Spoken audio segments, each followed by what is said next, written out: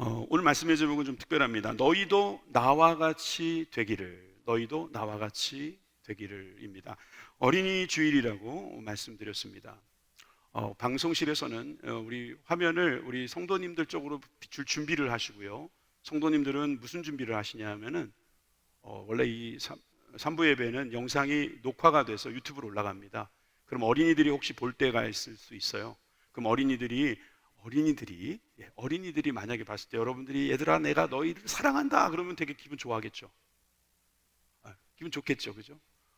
좋을 거예요. 그러니까 우리가 한번 한 10초만 고생합시다. 한번 우리가 얘들아 사랑한다 이렇게 한번 인사하면요, 이 화면 쫙 비춰서 녹화해가지고 유튜브에 올립시다. 어때요? 좋습니까? 연습 한번 해보겠습니다. 연습입니다, 이건. 얘들아 사랑한다. 좋아요. 잘하셨어요. 자, 이제부터 실전입니다. 자, 영상 준비됐죠? 자, 하나, 둘, 셋 하면 얘들아 사랑한다 하는 거예요. 시작. 하나, 둘, 셋. 얘들아 사랑한다. 예, 조금만 더 기다리세요. 예, 잘했어요. 예, 발코니도 되게 많은데 안 보여주고 있어요. 예, 내리십시오. 얘들아 진짜 사랑해요. 예, 진짜 사랑합니다. 축복합니다. 정말 잘 크기를 바라고 또 우리 다음 세대에 큰 일꾼이 돼서 하나님 나라 영광에 참여하는 우리 아름다운 우리 아이들 되시기 바랍니다. 영상으로 보니까 진짜 발코니가 확실히 많은데 그렇게 보였네요. 정말 오늘 여러분들이 어린이와 같은 마음으로 이 말씀을 들으면 참 좋겠습니다. 우리가 어린이들을 키울 때 많은 말을 합니다. 정말 수없이 말합니다. 아직 한글도 모르는데 또 한국말도 아직 안 배웠는데 우리는 계속 말합니다. 계속 말해서 아마 이제 우리가 마지막 떠날 때 하는 그 말까지 합치면 어마어마한 말을 하게 될 것입니다. 그런데 그 말 중에는 좀 하지 말았으면 하는 말이 하나 있어요. 제가 이 말을 많은 분들이 하더라고요. 자, 보여드릴까요? 이런 말입니다. 너는 나처럼 살지 말아라. 손은 들지 마시고요. 나 이런 말 한 적 있다 하시는 분들 계실 거예요. 그죠? 시집가는 딸에게 얘야, 너는 나처럼 사지 마. 너는 정말 잘 살아. 너는 정말 하고 싶은 대로 하고 살아. 이러면서 그렇게 말하는 거. 또 고생하는 아버지, 맨날 정말 피곤하고 지치고 그 경쟁에 막 쫓기다가 집에 들어왔을 때 공부 안 하고 있는 아이를 보면 아빠는 그 아들 앉혀놓고 아들아 너는 나처럼 살면 안 되지 않냐, 나처럼 살지 말아라, 이렇게 말할 수 있는 거죠. 사실 사랑하는 조국이 지금 그래도 이나마 온 것은 너무나 감사한 일이지만 중간에 여러 가지 일들이 많이 있지 않았습니까? 그러면서 나라를 보면서 야 너는 나처럼 살지 마라, 그런 말을 정말 사회를 보면서 내 자신을 보면서 할 수 있죠. 여러분 이 말의 대부분은 말이에요, 이런 뜻이 있을 거예요. 제가 좋게 해석합니다. 뭐냐 하면 내가 뭐 크게 문제가 있어서라기보단 너는 나보다 좀 더 잘 되라, 이런 뜻이겠죠. 맞죠? 너는 나보다도 잘 살았으면 좋겠다, 좋은 삶을 살기를 바란다라는 뜻에서 여러분들이 아주 인간적으로 할 수 있는 말이라고 생각합니다. 자, 그런데 오늘 우리에게 말씀을 전해주고 있는 사도 바울은 이런 말을 하고 있습니다. 사도행전 26장 29절입니다. 바울이 이르되 말이 적으나 많으나 당신뿐 아니라 오늘 내 말을 듣는 모든 사람도 다 이렇게 결박된 것 외에는 나와 같이 되기를 하나님께 원하나이다. 이게 무슨 말이며 누구에게 한 말인가를 이해하시면 여러분 놀라실 겁니다. 사도 바울은 제3차에 걸친 선교 여행을 다녀왔습니다. 3차 여행을 마칠 때 그는 잡힐 줄 알았습니다. 아닌 게 아니라 유대인들이 그를 잡아갔습니다. 대제사장부터 나서가지고 그를 감금합니다. 벨릭스라고 하는 총독이 결국 그를 데리고 감옥에 넣는 일을 돕습니다. 2년 정도 투옥이 됐습니다. 이 가이사랴에서 그렇게 투옥된 사도 바울이 자신이 이제 로마인인 것을 좀 드러내면서 놀랍게도 그는 한 왕 앞에 서게 됩니다. 그리고 그 옆에는 벨릭스의 후임인 베스도가 서 있고요. 그러니까 지금 이 바울은 누구 앞에 서 있는 거냐면 왕과 총독 앞에 서 있는 것입니다. 그리고 그는 거기에서 복음을 전하고 있어요. 예수님의 십자가 복음, 부활의 복음, 이 복음을 담대하게 전하고 있는데, 그 전할 때 뭐라고 말하냐면 내가 지금 결박된 것 이외에는 당신들도 나와 같이 되기를 원한다고 그는 고백하고 있는 거예요. 아니, 이거 얼마나 대단한 일입니까? 얼마나 자신만만한 일입니까? 여러분, 다른 사람들은 나처럼 살지 않기를 바란다, 특히 내가 사랑하는 사람은 나처럼 되지 말기를 바란다라고 말하면서 우리는 더 좋은 곳이 있을 거라는 생각을 쉽게 하는데, 바울은 결박된 거 이거 빼놓고 내가 최고다 이 말이에요. 그러니까 당신들도 나와 같이 되기를 원한다. 여기 이 자신감, 이 담대함, 이 확신이 어디서 왔을까요? 우리가 자녀들을 양육하고, 아니 이미 양육이 끝났다 할지라도 우리 자녀들을 대할 때 우리는 이런 말을 할 수 있을까요? 바울은 이런 말을 한두 번 한 게 아닙니다. 고린도 교회에다가도 이렇게 말했습니다. 그러므로 내가 너희에게 권하노니 너희는 나를 본받는 자가 되라. 비슷한 말이잖아요. 데살로니가 교회에도 이렇게 말했습니다. 또 너희는 많은 환난 가운데서 성령의 기쁨으로 말씀을 받아 우리와 주를 본받는 자가 되었다. 우리의 본인도 포함되어 있으니까 본받게 하고 싶은 겁니다. 게다가 오늘 본문 이 갈라디아 교회의 한 말에서는 너희도 나와 같이 되기를 구하노라 이렇게 말하면서 하나를 더 추가하는 것을 보고 있습니다. 내가 너희와 같이 되었은즉. 이 말은 그래서 앞에 있는 말하고 조금 다른 겁니다. 어떤 말이냐면 내가 너와 같이 된 것처럼 너도 나와 같이 되자 이 말이에요. 이 말은 조금 더 설명이 필요하겠죠. 내가 너희들처럼 힘든 삶을 같이 살아가고 있으니 너도 내가 갖고 있는 이 복음을 같이 듣자, 살자 이 말이죠. 공유하는 것입니다. 공감하는 것입니다. 함께 복음을 나누는 것입니다. 여기에는 강한 확신도 있지만 그것을 자신만 갖고 있는 것이 아니라 내가 너와 같이 된 것처럼 너도 나와 같이 되어달라 그 얘기입니다. 여러분, 우리가 아이들을 키울 때 그렇지 않습니까? 우리가 아이들처럼 낮아집니다. 아이들의 눈높이에서 생각합니다. 그래서 아이들처럼 행동하다 보니 유치해지기도 합니다. 그렇지만 왜 우리가 그렇게 합니까? 그들이 우리를 본받게 하기 위해서. 그래야 되는 거죠. 그 아이들을 우리가 얻기 위해서, 그 아이들을 정말 제대로 키우기 위해서는 우리가 그들의 눈높이로 공유하고 공감하는 그런 마음도 필요하지만 결국은 그들은 거기서 머무는 것이 아니라 내가 확신하는 길, 내가 믿고 있는 그 삶을 살아가도록 만들어줘야 된다. 우리는 다 그렇게 생각하고 있습니다. 이 어버이 주일에, 어린이 주일이 죄송합니다. 이 어린이 주일에 우리가 가질 수 있는 마음은 어떤 마음일까요? 나는 못했지만 너는 해라 이게 아니라 나도 하고 너도 하면 어떻겠냐 하는 거죠. 전 그래서 지금 사도 바울이 너희도 나와 같이 되기를 원하노라 이 말을 할 수 있는 그 근거를 저는 깨닫기 원합니다. 두 가지로 봤습니다. 첫째는 복음의 능력을 붙잡으라는 겁니다. 복음의 능력을 사도 바울은 이미 붙잡고 있다는 이야기도 되는 것이죠. 자기가 복음에 분명한 깨달음이 있고 그 삶을 살아가고 있던 바울은 이것이 자기에게뿐만 아니라 남들에게도 전해지기를 원했던 것입니다. 그것이 바로 바울의 믿음이었고 삶이었던 거죠. 그래서 저는 이 갈라디아서를 우리가 보게 되면 더 확실히 알 수 있을 것 같아요. 벌써 보여주네요. 갈라디아서 1장 6절에서 8절 같이 먼저 읽고 설명하도록 하겠습니다. 시작. 그리스도의 은혜로 너희를 부르신 이를 이같이 속기 떠나 다른 복음을 따르는 것을 내가 이상하게 여기노라. 다른 복음은 없나니 다만 어떤 사람들이 너희를 교란하여 그리스도의 복음을 변하게 하려 함이라. 그러나 우리가 혹은 하늘로부터 온 천사라도 우리가 너희에게 전한 복음 외에 다른 복음을 전하면 저주를 받을지어다.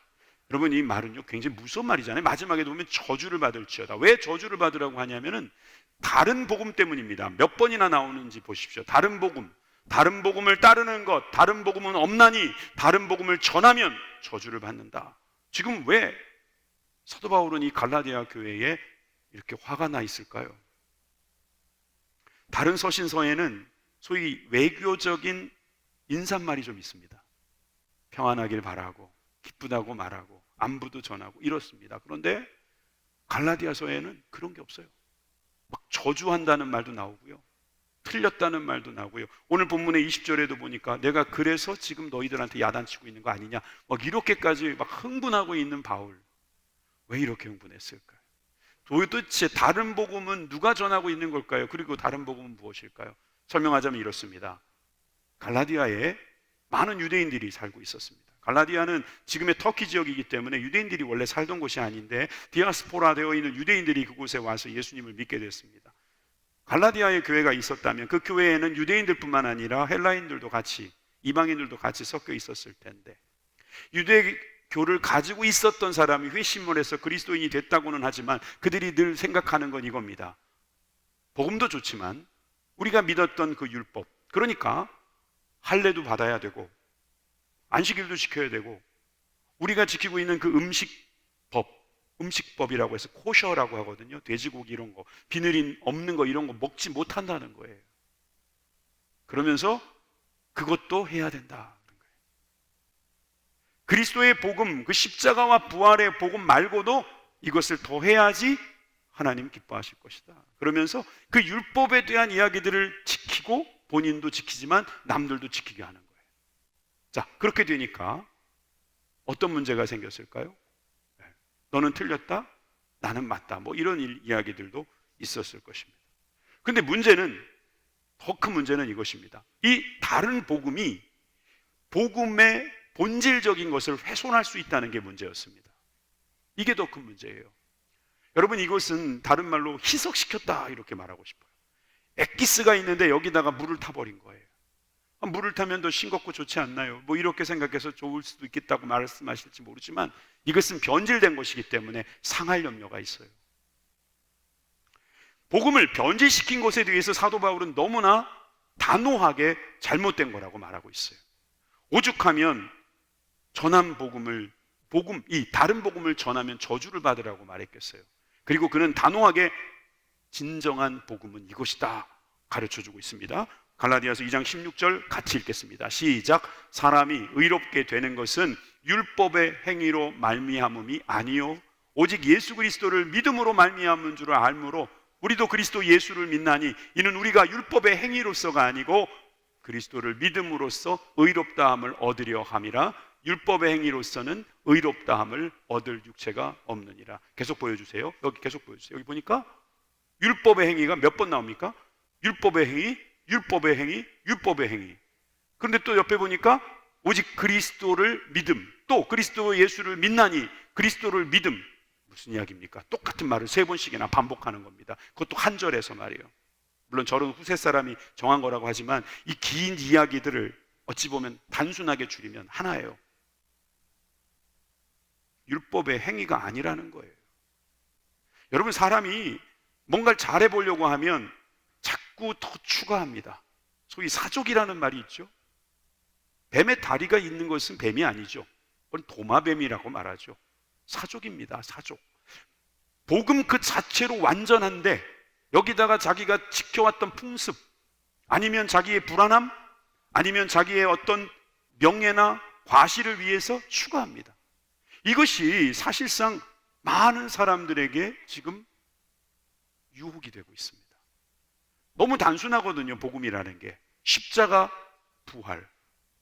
예수님께서 나의 죄를 지시고 죽으시고 다 해결하셨다, 다 이루었다. 어떻게 그런 일이 일어날 수 있냐.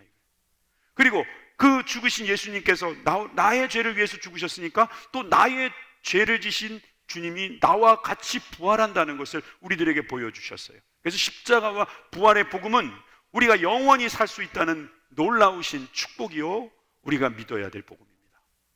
나는 공로가 없다는 거예요. 내가 뭘 해야지 되는 것이 아니라 나는 아예 가능성 자체가 제로라는 거예요. 뭔가 해보려고 노력하는 건 가상하나 결국 실패할 게 뻔하다는 것이죠. 그런데 그거를 한다고, 해보겠다고 말하는 것은 거짓일 뿐만 아니라 여러분, 그것은 잘만 되면 얼마나 교만해지는지 모릅니다. 자기가 예수님께서 십자가에 죽으셔서 부활하셨다는 사실을 믿는 것까지는 잘했는데 자기가 조금 더 잘했다고, 내가 잘해서 그런 것인 줄 자랑하고 다닐 여지가 있는 거죠. 그래서 애시당초 예수님은 완전한 복음을 우리에게 주셨습니다. 능력이 있는 자나 없는 자나, 여러분 누구나, 유대인이나 헬라인이나 누구나 다 복음 하나면 되는 것입니다. 여러분, 복음 이외에 다른 것이 필요 없습니다. 복음이면 충분합니다. 복음은 완전합니다. 나는 불완전하지요. 나는 못합니다. 예, 저는 못하겠습니다. 그런데 주님은 하십니다.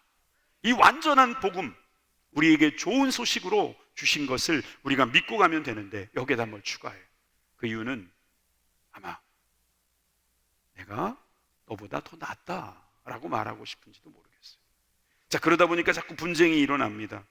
자꾸 문제가 터지는 거예요. 자, 그래서 사도 바울은 이 갈라디아 교회에다가 이런 편지를 쓰게 됐는데, 우리가 읽은 대목을 보면 지금 그는 흥분된 내용이 그대로 남아 있습니다. 13절, 14절입니다. 내가 처음에 육체의 약함으로 말미암아 너희에게 복음을 전한 것을 너희가 아는 바라. 너희를 시험하는 것이 내 육체에 있으되 이것을 너희가 업신여기지도 아니하며 버리지도 아니하고 오직 나를 하나님의 천사와 같이 또는 그리스도 예수와 같이 영접하였도다. 자, 여기까지 보면, 자, 13절에는요 육체의 약함으로 말미암아 복음을 전했다 이래요. 이게 무슨 말이지? 사실 처음에 이걸 듣고 깨닫는 분은 많지 않을 겁니다. 바울이 버가에서 복음을 전하고 있을 때 기록에 의하면 그 이후부터 건강이 너무 나빠졌다는 것을 알 수 있습니다. 버가라는 지역에서 말라리아의 아마 병에 걸린 것 같아요. 근데 이 병이 약간 간질 증세 아니면 안질 증세나 또는 정말 생각지도 못하게 갑자기 그 의식을 잃어버리거나 행동이 바뀌는 그런 증세가 나타났던 것으로 보입니다. 그 지역 때문에 그런 건가 해서 더 좋은 환경으로 옮겨보자 해서 옮긴 곳이 갈라디아였고, 그 갈라디아에서 그는 복음을 전할 수가 있었던 것이죠. 근데 그때 그 보내졌던 그곳, 주님이 그렇게 보내셔서 복음을 전하게 했던 그 자리에서 전한 복음이 그 사이에 변질이 된 거예요. 놀라운 일은 그가 몸이 그렇게 약해진 상태로 와서 사람들에게 복음을 전했는데도 사람들은 그걸 받아들였다는 거예요. 너희를 시험하는 것이 내 육체에 있었을 때, 이게 무슨 말이겠어요? 어떻게 주의 종이 아프냐 말이에요. 모세를 봐라. 어떻게 끝까지 정말 쇠하지 않는 그 힘을 가지지 않았냐. 갈렙을 봐라. 85세가 됐는데도 그냥 강하지 않냐. 근데 어떻게 이렇게 연약하냐. 나는 그런 하나님이라면 난 안 믿겠다. 이럴 법도 한데 사람들은 이걸 믿는 겁니다. 업신여기지도 아니하고 버리지도 않았다는 거예요. 여기서 우리 놀라운 것을 깨달을 수 있습니다. 복음을 전하면 그 복음을 전하는 사람의 건강 상태나 여러분 육신의 상태는 그다지 중요하지 않다는 것입니다. 여러분, 우리가 자녀를 키울 때도 마찬가지입니다. 내가 가지고 있는 환경, 좋든 나쁘든 그건 그렇게 크게 중요하지 않습니다. 에이, 목사님이 세상 물정을 몰라서 그렇죠. 아니요, 제가 지금 말씀드리려는 것은 세상 물정을 이야기하려는 것이 아닙니다. 복음이면 충분하다는 이야기를 하는 것입니다. 그 아이들이 그 복음을 받아들이면 그 복음 때문에 육신의 연약함조차도 이겨낼 수 있는 능력을 갖게 된다는 말을 저는 여러분들에게 말씀드리는 것입니다. 그러므로 바울은 천사 같은 취급을 받았고요, 심지어 예수님 같이 여김을 받았다고 그렇게 기록하고 있잖아요. 놀라운 일입니다. 이렇게 사람이 이렇게 달라질 수 있겠습니까? 복음을 들으면 사람이 이렇게 달라지는 거예요. 아니, 도대체 바울이 어떤 문제가 있었을까 정말 궁금하기 짝이 없습니다. 고린도후서 12장 7절에서 8절에 보니까 이런 표현이 있습니다. 내 육체의 가시 곧 사탄의 사자를 주셨다. 하나님께서 웬 영문인지 모르지만 나에게 육체의 가시, 따가운 가시, 정말 찔리면 아픈 그 아픔을 나에게 주셨고, 사탄이 매번 나한테 와서 괴롭히는 그런 일들을 나에게 주셨다는 거예요. 왜? 거기 써 있네요. 너무 자만하지 않게 하려고. 너무 자만하지 않게. 여러분, 우리가 연약해졌습니까? 한번 생각을 달리 해볼까요? 이 연약함은 내가 너무 자만하지 않게 하려는 것이다. 내가 좀 여러 가지로 좀 궁핍합니까? 네, 너무 자만하지 않게 하려고. 여러분, 왜 우리들에게 아이들을 맡기셨습니까? 너무 자만하지 않게 하려고. 제가 사역을 하고 있으니까 저는요, 우리 어린이들을 보니까 자만할 수가 없어요. 제 뜻대로 안 돼요. 우리 청년들, 청소년들 보니까 제 뜻대로 안 돼요. 제 마음이 잘 전해지지 않아요. 제 뜻대로 안 돼요. 아, 목회는 내 뜻대로 하는 게 아니구나. 무릎으로 해야 되는구나. 자꾸 깨닫는 거예요. 안 그래도 허물 많은 제가 정말 목회를 하려니까 제가 알게 되는 거예요. 아, 이건 내가 조금만 잘하면 자만하게 될까봐 하나님께서 안 되게도 하시는 거예요. 여러분, 저는 지금 잘 되고 있지만 만약에 혹여 제가 안 되는 일이 있다면 저는 제가 자만하지 말게 하려고 하나님이 주시는 가시라고 믿겠습니다. 여러분들도 그러셨으면 좋겠어요. 아니, 내가 아이들한테 좀 잘 먹이고 잘 입히고 좋은 공부 시켰으면 좋겠다. 근데 나의 육체의 가시 때문에 못한다. 너무 자만하지 않게 하시려. 여러분, 자만하면 예수 못 믿습니다. 교만한 사람은요 절대로 예수님 영접하지 않습니다.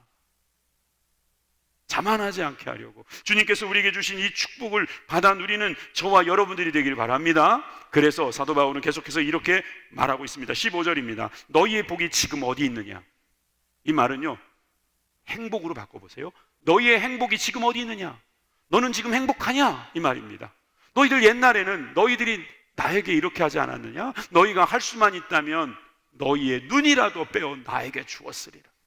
예전에 내가 복음을 전했을 때 너희들은 나의 육신의 연약함을 보면서 간이라도 빼어줄 것처럼, 저 눈이라도 빼어준다는 말, 우리나라 말로 간 빼어준다는 말로 바꿔도 돼요. 아니면 안질이 있어가지고 이 눈이 나쁘니까, 요즘은 뭐 가능할지 모르지만 옛날엔 불가능한데도 눈이라도 빼어주겠다는 그런 사랑의 마음을 가지고 있었다는 거예요. 자, 다시, 여러분들은 행복하십니까? 지금 여러분들이 행복하냐고 묻는다면 여러분 어떻게 말씀하시겠습니까? 아, 난 육체의 가시 때문에요. 난 부족함 때문에요. 나는 자녀들에게 해주는 게 없어가지고요. 나는 너무나 불행한 것 같습니다. 여러분 그렇게 말씀하십니까?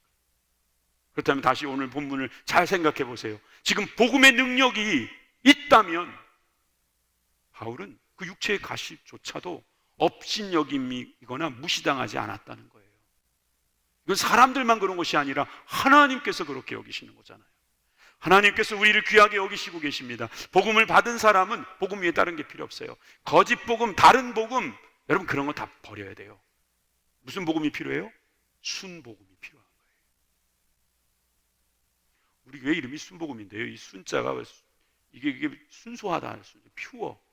물론 영어로는 풀 가스펠이지만 순수하게, 거짓된 것이 없는 다른 복음이 아닌 정말 하나님의 말씀, 십자가와 부활의 복음이면 충분합니다. 여러분 그 부활의 복음, 십자가의 복음이면 충분하다는 것을 믿고 사시는 저와 여러분들 되길 바랍니다. 자, 그런 사람들은요 너무나 행복해요. 너무나 기뻐요. 은혜로워요. 그래서 교회를 와도요, 나 같은 죄인을 살려주신 은혜 너무나 감사하지. 정말 내가 육체에 가시는 있지만 내가 이 복음을 갖고 있으니 나는 영원히 살리라. 이게 복음이잖아요. 여러분 이런 복음을 갖고 살아가는 사람들은요 다른 사람을 보면서 어떤 생각을 할까요? 모세가 아론과 함께 이스라엘 백성들을 출애굽시키면서 많은 일들을 했죠. 10가지 재앙을 일으킨 것부터 사람들은 놀랬을 것입니다. 홍해를 가를 때, 바위에서 물을 낼 때, 여러분 만나와 메추라기가 내릴 때, 야, 저 사람 천사 아니야? 그렇게 생각했을 것입니다. 그건 다른 말로 복음인데, 그렇게 내렸을 때 그렇게 좋아하더니 어느 날 갑자기 몇 사람이 찾아온 거예요. 알고 보니 그 뒤에 사람들이 수룩한 겁니다. 고앗의 자손인 고라라는 사람이 다단과 온이라는 사람을 이끌고 당을 지어서 250명의 각 족장들 중에 대표들을 뽑아가지고 모세와 아론에게 반역하러 온 것입니다. 이 내용이 민수기 16장에 나와 있잖아요. 거기서 이렇게 말하는 모습을 볼 수 있습니다. 그들이 모여서 모세와 아론을 거슬려 그들에게 이르되 너희가 분수에 지나도다. 회중이 다 각각 거룩하고 여호와께서도 그들 중에 계시거늘 너희가 어찌하여 여호와의 총회 위에 스스로 높이느냐. 여러분 이 말이 그냥 맞는 말이라 칩시다. 예를 들어서 모세하고 아론이 진짜 교만하고 분수에 넘친다고 합시다.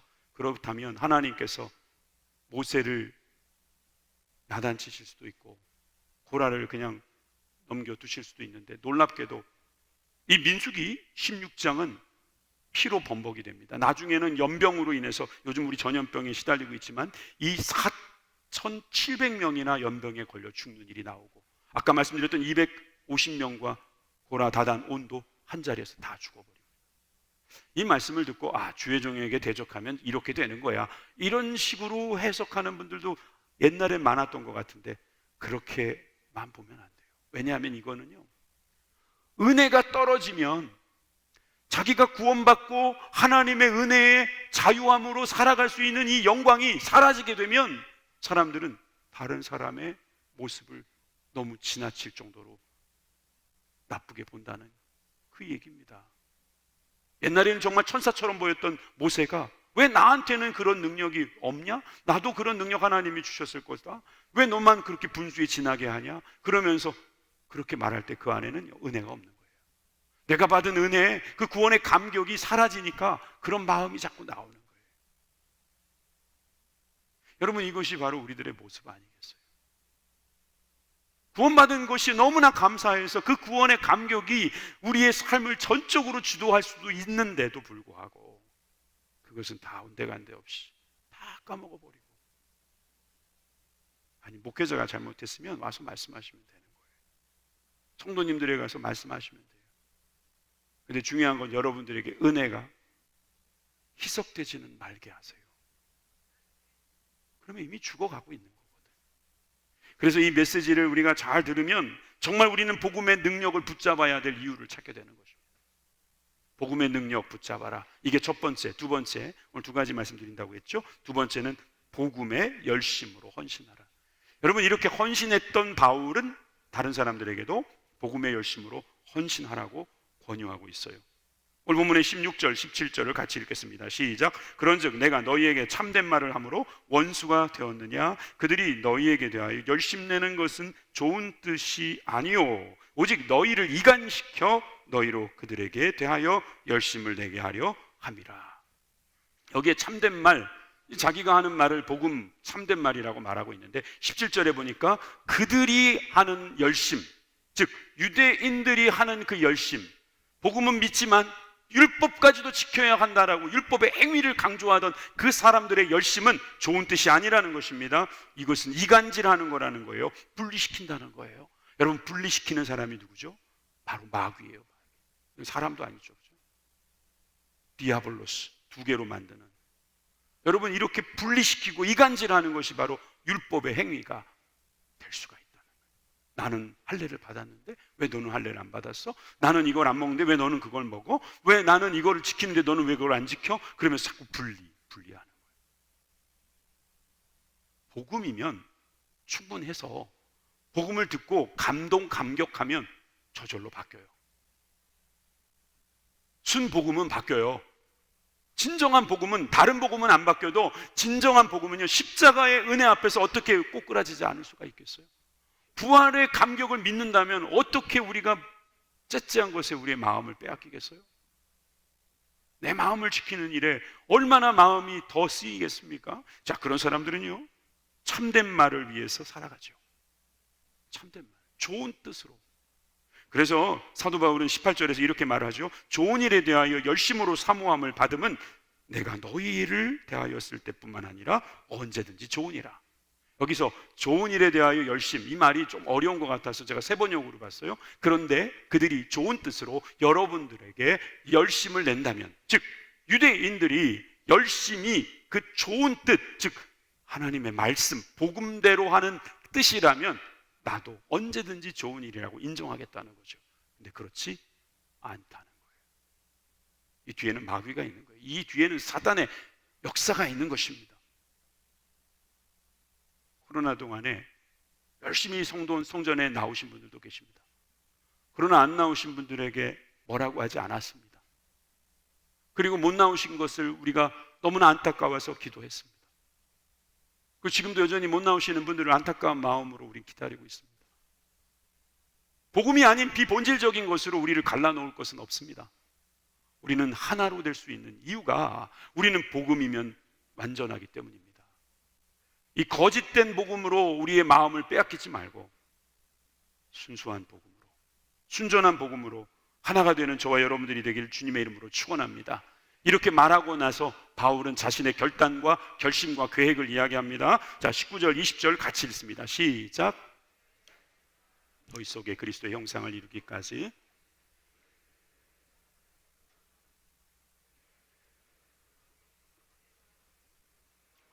너희에게 대하여 의혹이 있음이라. 그럼 마지막까지 충고를 아끼지 않으려고 너희들이 가지고 있는 의혹에 대하여 나는 언성을 높이고 있다. 정말 부모님이 자녀들에게 정말 제대로 가르쳐 보려고 그가 노력하는 그 모습이 여기에도 비추고 있잖아요. 그런데 그리스도의 형상에 이르기까지 그가 해야 될 일을 해산의 고생이라고 말하고 있어요. 해산의 고통.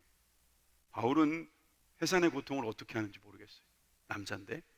근데 해산의 수고가 우리가 경험할 수 있는 엄청난 경험 아니겠습니까? 그리고 그가 말하는 것은 나의 자녀들아, 갈라디아 성도들 나의 자녀들아 라고 말하고 있어요. 자기 배로 낳은 사람도 아닐 텐데 이런 표현을 쓰고 있다는 거예요. 여러분 혹시 김수미 씨라고 아십니까? 내 친구 김수미 씨 그분 말고요. 탤런트 김수미 씨는 아세요? 전원일기의 김수미 씨는 아세요? 아시죠? 그 김수미 씨가요 우울증에 걸린 적이 있어요. 그리고 나쁜 일이 겹친다고요 남편이 사업에 실패했어요. 빚더미에 올라앉아버리고 말았어요. 우울증과 이 빚더미 때문에 그는 정말 살 길이 없었는데 그래도 살아보겠다고 아는 지인들한테 100만 원씩 빌리러 다녔습니다. 100만 원씩 빌려가지고 어떻게든 채워보려고 막 하고 있는데 어느 날 김혜자 씨를 만났어요. 김혜자 씨도 탤런트입니다. 이 탤런트는 전원일기에 같이 나왔던 아시죠? 이장인가요? 거기에 며느리 어머니. 근데 그 김혜자 씨가 참고로 권사님이죠. 아프리카에도 많이 이렇게 선교 나가시는 분인데 이 김혜자 씨가 딱 만나더니 이렇게 말하는 거예요. 김수미 씨한테 넌 나한테 돈을 빌려달라고 소리를 왜 안 해? 추접스럽게 몇 백만 원씩 그렇게 꾸지 말고 필요한 돈이 얼마나 되니? 나한테 말해볼래? 이게 약간은 좀 어감이 좀 그런데 이게 정확하게 그냥 전달했기 때문에 제가 그대로 읽은 거예요. 그랬더니 이제 김수미 씨가 말을 하려고 할 때 김혜자 씨가 뭘 꺼내냐면은 통장을 꺼내더래요. 그리고 이렇게 말을 하는 거예요. 내 전 재산이야. 나는 이 돈을 쓸 일이 별로 없어. 다 찾아서 해결해. 그리고 갚지 마. 혹시라도 돈이 넘쳐나면 그때 주던가. 진짜로 다 줬어. 그래서 그 통장에서 필요한 거 쓰고 빚을 갚아서 문제를 해결해 버렸답니다. 아니 이런 일이 있었군요. 그죠? 그래서 요즘 20대 애들은요 해자스럽다는 말을 해요. 무슨 말인지 아시죠? 네. 아마 이것 때문이 아닌가 싶어요. 나중에 김수미 씨가 김혜자 씨한테 와서 뭐라고 말했는지 아세요? 언니, 만약에 언니가 아프리카에 포로로 잡히면 납치되면 내가 나가서 포로 교환하자고 말할 거야. 나 꼭 언니를 구할 거야. 그래야지요, 당연히. 아니요, 당연하진 않은가요? 여러분들은 김혜자 씨입니까? 김수미 씨입니까? 전 처음에 제가 김혜자 입장인 줄 알았어요. 김혜자 권사님 입장인 줄 알았어요. 근데 아니더라고요. 생각해 보니까 제가 김수미예요. 왜 그러냐 하면 제가 죽게 생겼는데 주님이 나에게 엄청난 대가를 지불하셔서 저를 사셨어요. 그러니 그 다음부터 저는 그분을 위해서라면 제 목숨도 내놓을 수 있을 것 같아요. 전달되십니까? 여러분이 마음이 오십니까? 해산의 고통은요 그럴 때 할 수 있는 거예요. 누구나 할 수 있는 게 아닙니다. 빚진 사람이 할 수 있는 겁니다. 이걸 갚아야겠다는 마음이 있는 사람이 할 수 있는 겁니다. 그런 의미에서 우리는 다 복음의 빚진 자들 아닙니까?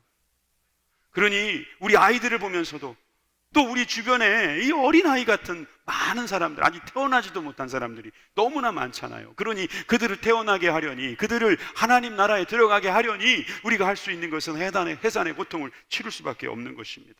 고린도전서 4장 15절에 보니까 그리스도 안에서 일만 스승이 있으되 아버지는 많지 않다고 그래요. 무슨 말이겠어요? 가르치려고 들은 사람은 많지만 자기의 것을 내어주는 사람, 자기의 것을 허비하는 사람은 많지 않다는 거예요. 그리스도 예수 안에서 내가 복음으로 너희를 낳았도다. 여러분, 우리가 만드는 것도 있고 낳는 것도 있어요. 여러분, 이거는 만드는 거예요. 저보다 못한 거는 만들 수 있어요. 근데 저랑 비슷한 거는 낳는다고 말하는 거예요. 이거는 하나님께서 낳게 해주셔야지 낳는 거예요. 우리의 영혼들, 우리들의 자녀들이나 또 우리가 만나게 된 영혼들은요, 하나님께서 낫게 해주셔야지 낫는 거예요. 예수님께서 베드로에게는 사람을 낚는 사람이 되라고 말했는데, 바울은 표현은 사람을 낳는 해산의 수고가 필요하다, 이렇게 말하고 있습니다. 지금부터 읽게 될 이 내용이 누구의 말인지를 한번 상상하거나 한번 추측해 보십시오. 사실 이 글을 여러분들이 처음 읽었을 땐 참 누구의 말인지 알 것 같기도 하고 그럴 거예요. 내가 가장 이상하게 생각하는 것은 사람들이 없어질 물질을 위해서는 많은 관심이 있는데 진짜 유산인 아이들에 대해서는 많은 관심과 노력을 쏟지 않는다는 사실이다. 내가 아테네의 가장 높은 탑에 올라가서 한마디 말을 남기고 죽어야 하는 입장에 놓인다면 나는 이렇게 말할 것이다. 시민들이여, 어린이에게 투자하라. 누구 말일까요? 소크라테스. 2500년 전에 하나님도 모르던 사람이, 이 물질 세계밖에 모르던 사람도 다음 세대 어린이에게 투자하는 것이, 이것이 바람직하다고 이야기하고 있어요. 우리는 하나님을 알고 구원을 받았어요. 여러분, 우리가 이렇게 된 이 놀라운 사실을 우리가 경험했다면, 믿는다면 우리는 어디에 투자해야 돼요? 물론 어린이에게도 투자해야 돼요. 영적인 어린이들이 얼마나 많습니까? 그들에게 우리가 투자한다면 하나님은 그것을 가리켜서 복음의 열심으로 투신하는 것을 인정하실 것입니다. 여러분, 저는 우리가 그래서 해야 될 일들을 주님께서 가르쳐 주셨습니다. 쉐마의 말씀을 아시죠? 신명기 6장에 보니까 이렇게 말씀하시죠. 너는 마음을 다하고 뜻을 다하고 힘을 다하여 내 하나님 여호와를 사랑하라. 여러분, 이 사랑하라는 것을 어떻게 사랑해야 되는지 그 다음에 나옵니다. 너는 마음에 새기고 내 자녀에게 부지런히 가르쳐라. 나만 배우는 것이 아니라 아이들에게도 가르쳐라. 이 두 가지를 다 해야 된다는 거예요. 이 두 가지를 다 할 때 진정한 사랑이 우리 가운데 있는 거예요. 맞잖아요. 이 좋은 것은 혼자만 하지 않잖아요. 그래서 우리 이 말씀을 강론하라고 합니다. 여러분, 가정예배 드리십니까? 말씀을 가지고 우리 식탁에서 혹시 대화를 나눠보신 적이 언제셨습니까? 9절에 보니까 내 집 문설주와 바깥문에 기록하라고 합니다. 그만큼 집안 구석구석에 복음이 묻어 있어야 된다는 말입니다. 여러분들이 무엇을 결정할 때 복음으로 결정하십니까? 무엇을 여러분들이 생활할 때에 복음이 필요하십니까? 아니, 복음을 여러분 쓰고 계시냐, 이 말입니다. 그렇지 않다면 혹시 비복음적인 것에 내 마음을 빼앗기고 있는 건 아닌지 살펴봐야 합니다. 바울은 실제로 이방인의 선교사였어요. 그래서 그는 자신이 왜 그런 일을 하는지에 대해서 변호하고 싶었던 거예요. 그래서 고린도전서 9장에 보니까 그는 자기가 왜 이방인이 됐는지를 설명합니다. 21절입니다. 율법 없는 자에게는 내가 하나님께는 율법 없는 자가 아니요 도리어 그리스도의 율법 아래에 있는 자이나, 줄이면 나는 정확하게 말하면 그리스도의 율법 안에 있는 사람이다, 이 말이에요. 그러나 율법 없는 자와 같이 된 것은 율법 없는 자를 얻고자 합니다. 내가 그리스도인이지만 이방인들과 같이 생활하는 이유는 그들이 좋아서, 아니면 그들을 더 본받고 싶어서가 아니라 그들을 얻고자 합니다. 뿐만 아니라 계속되는 말에서는 약한 자들과 함께 있는 것도 약한 자들을 얻기 위함이라고. 그래서 모쪼록 몇 사람이라도 구원하고자 하는 그 마음이 그 마음 속에 있는 거예요. 해산의 수고가 있는 것이죠. 복음을 믿기에, 복음을 알기에, 복음을 받았기에, 복음으로 살기에 그는 몇 사람이라도 구원하겠다고 말하면서 복음에 이것이 참여하고 있는 거라는 거예요. 여러분, 복음을 믿는다면 그 복음에 참여하는 것은 너무나도 당연한 것이잖아요. 여러분, 그래서 우리가 항상 전도해야 된다 이런 생각은 하고 있는데 코로나가 터져서 한 번도 못했어요. 자, 마스크 쓰는 것 빼고는 다 정상으로 돌아온 것 같아요. 가장 먼저 해야 될 게 뭘까요? 빨리 밀려났던 여행 가는 걸까요? 네. 미뤄놨던 같이 회식하는 걸까요? 미뤄놨던 그거 하는 겁니까? 아니요, 제가 볼 때는 빨리 잃어버린 영혼을 찾아와야 합니다. 그래서 여러분들에게 오늘 옐로우 카드를 드렸어요. 마귀를 향해서 우리가 옐로우 카드, 아니면 이건 노란 리본이에요. 집으로 돌아오라는 뜻이죠. 우리가 해야 될 실행 확인표에 보면은 이번 주간에 개신자를 중보하기도 하자 그랬어요. 여러분 주변에 아는 사람들 누구라도 좋아요.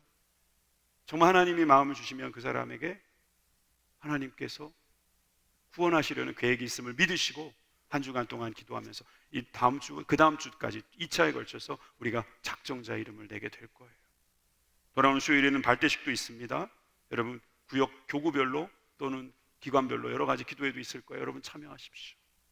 여러분들의 해산의 수고가 결국은 그 잃어버린 영혼, 그 어린이들을 주님께서 구원하시려는 놀라운 뜻이 있는 줄 믿습니다. 말씀의 결론을 맺겠습니다. 아주 간단하게 하겠습니다.